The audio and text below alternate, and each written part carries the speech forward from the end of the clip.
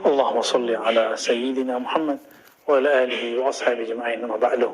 Teman-teman yang makan Allah, kita sering mendengar orang di bulan puasa, sebelum puasa, bahkan setelah hari raya membacakan surat Al-Baqarah ayat 183 yang saya tidak usah bacakan karena hampir semua orang hafal, bahkan yang tidak berpuasa. Tapi saya akan mengambil kalimat di situ, diwajibkan atas kalian wahai orang beriman berpuasa, siyam atau saum, jamak plural dari saum, kama kutiba alal ladzina min qablikum, sebagaimana diwajibkan atas orang-orang sebelum kamu. Siapakah orang-orang sebelum kamu itu? Nabi Muhammad, orang-orang sebelum beliau adalah Sayyidina Ismail, Sayyidina Ishaq. Mereka adalah pendahulunya Rasulullah SAW. Min qablikum, orang-orang sebelum kamu. Artinya puasa itu adalah salah satu amalan yang tua. Apakah sebelum Nabi Ibrahim ada? Ada. Bahkan Sayyidina Adam disebutkan oleh Imam Ibnu Katsir dalam Al-Bidayah wa Nihayah ketika bertobat, fatalaqqa Adam, ya, fatalaqqa, ketika Adam bertalaqi menghadap kepada Rabb-nya dengan beberapa kalimat, fataba alaih, maka Allah menerima tobatnya. Di dalam riwayat itu ada beberapa hal-hal yang agak sulit kita bayangkan. Berapa lama beliau menyebutkan 40 hari, 40 tahun. Namun yang paling masuk ke dalam logika kita hari ini, karena itu pernah terjadi di zaman Izzuddin bin Abdus Salam, 40 hari, 40 malam.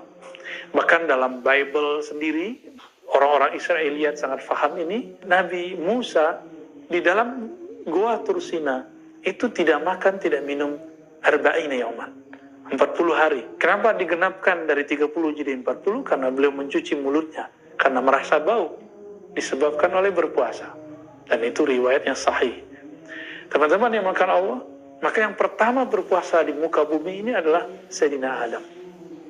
Beliaulah khalifatullah fil ard, khalifah Allah pertama di bumi, yang kemudian dia berpuasa sebagai bentuk pertobatan.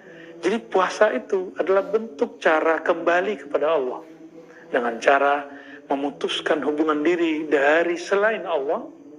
Itulah yang disebut salah satu tobatnya badan. Jadi tobatnya badan adalah puasa. Puasa ini jadi masalah lagi. Ternyata puasa bukanlah bahasa Arab. Puasa dari bahasa Sanskerta lagi. Upa wasa atau taqarrub ila wahidil ahad, mendekatkan diri kepada yang Maha Esa. Upa itu taqarrub, wasa sang Maha Esa. Dan ternyata sama di dalam Al-Quran. Bukan cocok logi, karena memang agama Brahmana ini menurut Imam Al-Jili adalah agama warisan Nabi Ibrahim. Meskipun kemudian ada perubahan, sebagaimana terjadi perubahan dalam agama-agama Semitik. Apa itu? La'allakum tattaqun. Puasa itu agar kamu menjadi orang yang dekat kepada Allah dengan takwa. Berarti maknanya sama. Dan ini disebut munasabat as-sahihah, kesamaan, kesesuaian yang sahih. Ternyata mereka juga punya puasa. Orang-orang zaman dahulu ada puasa, dan itu berlanjut sampai hari ini. Di kalangan ahli kitab sampai hari ini ada puasa. Di kalangan orang-orang agama Brahmana sampai hari ini ada juga puasa. Teman-teman yang makan Allah, lalu apa yang jarang dieksplorasi oleh orang ketika membahas, menakar, menyentuh bagian terdalam dari puasa? Ternyata hadis yang masyhur tapi jarang kemudian dibaca, yaitu as-siyamuli. Hadis qudsi Allah berfirman, as-siyamuli. Saum itu dalam bahasa Ibrani disebut zoom atau ta'anit, menahan diri dari makan, minum, dan berjima itu adalah untukku. Tapi ternyata maknanya lebih luas. Menahan dirimu daripada selainku, itulah yang disebut li. Itulah li bagiku. Inilah yang dikatakan oleh Imam Ibn Arabi. Orang yang berpuasa, sebenarnya dia telah wusul kepada Allah. Karena Allah langsung mengatakan li. Dia milikku. Maka sang saim, orang yang puasa itu, dia langsung dalam genggaman Allah Subhanahu wa ta'ala. Tinggal kesadaran dia kepada Allah. Di mana bentuk kesadaran itu muncul? Ketika di lafaz hadis, di pertengahan hadis, Nabi kemudian mengatakan, idza sabahu ahadun aw syatamahu. Jika ada seseorang mencaci makinya atau mengata-ngatainya, falyaqul inni shaim. Katakanlah aku puasa. Maka saat itulah puasa naik dari puasa fisik menjadi puasa non fisik, puasa emosi. Emosi bukan pada fisik. Emosi itu ada pada nafsiyah kita. Ini disebut dengan saum nafsiyah. Kalau tadi saum badaniyah. Istilah mungkin baru, tapi sebenarnya hampir sama dengan istilah-istilah yang sebelumnya. Selama ini kita baru puasa lapar haus, disebut saum badaniyah. Namun Nabi menghendaki, ayo naik lagi menjadi puasa nafsiyah. Puasa menahan gejolak diri. Jika ada di sosmed kita orang berkomentar kasar, kita tidak usah layani. Bahkan kalau perlu kita tinggalkan.